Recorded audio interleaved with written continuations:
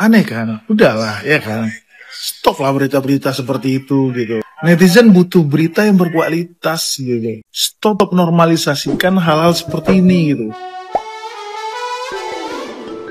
Dalam gelombang perhatian publik terhadap kehamilan Erika Carlina yang ramai diperbincangkan, muncul pula teori bahwa kasus ini hanyalah bagian dari pengalihan isu. Seorang netizen yang budiman dengan akun @a08kofficial melontarkan kritik tajam terhadap apa yang ia nilai sebagai strategi pengalihan isu yang lemah dan tidak berkualitas. Ia menyoroti bagaimana publik diarahkan untuk fokus pada drama seorang artis yang menurutnya tidak begitu terkenal dan hanya dikenal karena penampilan sensasional, bukan karena prestasi. Ia bahkan menyebut artis tersebut tidak sadar dijadikan alat untuk mengalihkan perhatian dari isu serius. Lebih jauh, netizen yang budiman tersebut menilai bahwa pengalihan isu semacam ini seharusnya dirancang dengan matang. Ia mengkritik pilihan topik yang terlalu remeh dibandingkan dengan isu penting yang seharusnya menjadi perhatian. Ia menyarankan agar lain kali jika memang ingin mengalihkan perhatian publik, setidaknya pilih topik yang memiliki bobot dan eksekusi yang cerdas. Sindiran ini pun langsung dikaitkan dengan ramainya pemberitaan soal Erika Carlina yang kini malah menuai dugaan sebagai panggung pengalihan isu terselubung.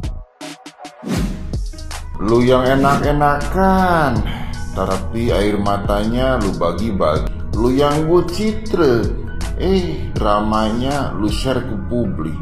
Tae, asu, yang katanya artis, padahal mah kagak ngetop-ngetop amat.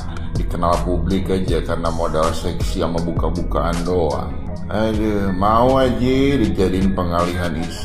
Ya emang sih artis itu tuh kagak salah-salah amat, karena dia kagak nyadar dibuat jadi pengalihan isu. Yang brengsek tuh, yang apritanya gitu, kagak berkelas. Iya, milih pengalihan isunya kagak berkelas. Cuma standar ISO lokal alias SNI gitu. Jadi kagak ada keren-kerennya acan pengalihan isunya. Apalagi sudah gue spill dari jauh-jauh waktu bakal ada pengalihan isu dari salah satu yang katanya artis. Makanya lain kali kalau ada rencana pengalihan isu dikip baik-baik biar gak bocor. Pemilihan waktu dan momen untuk melakukan pengalihan isu dari kematian diplomat rasanya memang harus diapresiasi. Bisa dikatakan pemilihan waktu dan momennya tepat waktu. Hanya saja ada sisi kekurangannya, yaitu pemilihan pengalihan isu dalam pemberitaannya. Ya bukan napi-napi, masih iye pemberitaan kematian diplomat harus adu jangkrik dengan pemberitaan artis yang kagak ngetop-ngetop amat yang bucitrek 9 bulan. Kan kagak equal gitu. Tidak ada yang kebetulan, semua berjalan dengan rencana. Hanya saja ada beberapa hal yang tidak terskema dengan baik, tidak terukur dengan baik.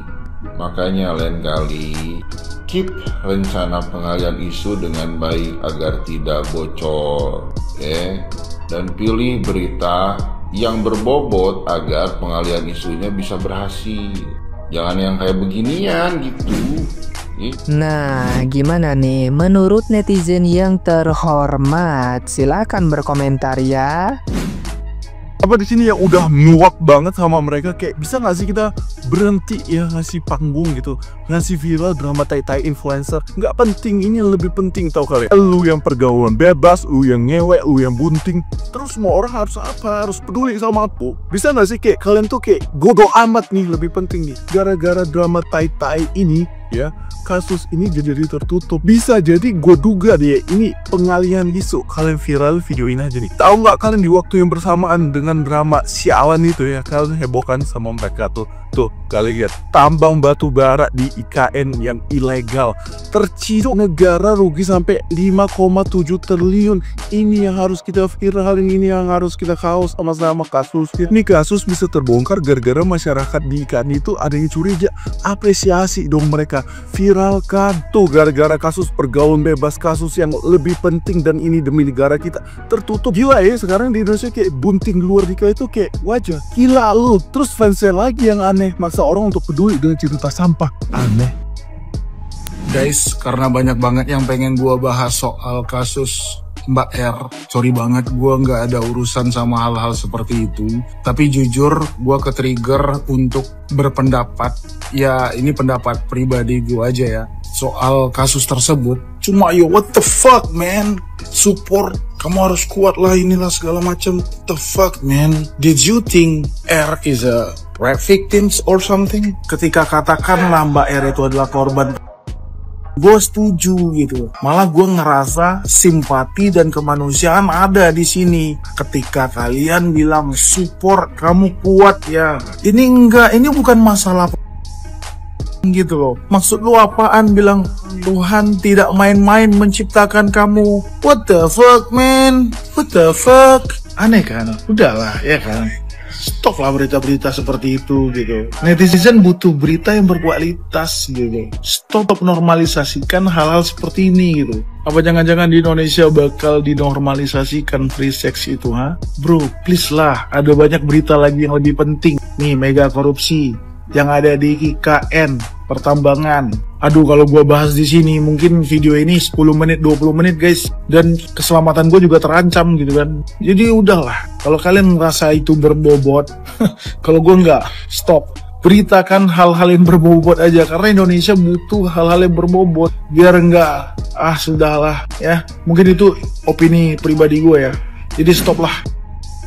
Kalian jangan coba-coba kayak Mbak Erika Carlina ya, tiba-tiba boom ngaku hamil 9 bulan. Erika Carlina begitu ngaku, support sistemnya netizen banyak banget ya, sampai cowoknya kena mental dibully. Kalau kalian yang ngaku ya hamil 9 bulan, wow, keluarga belum tentu bisa nerima ya. Laki-laki belum tentu mau tanggung jawab. Kalau iya dia mau tanggung jawab, bayangin ya, kalian hidup dengan dia nggak siap untuk nikah tapi dia terpaksa nikah. Terus kalian ketemu mertua yang jahat, ipar yang jahat, lingkungan yang nggak sehat, belum kalian dinyinyirin, ekonomi kalian zong. Bayangin. Tapi jangan untuk coba-coba.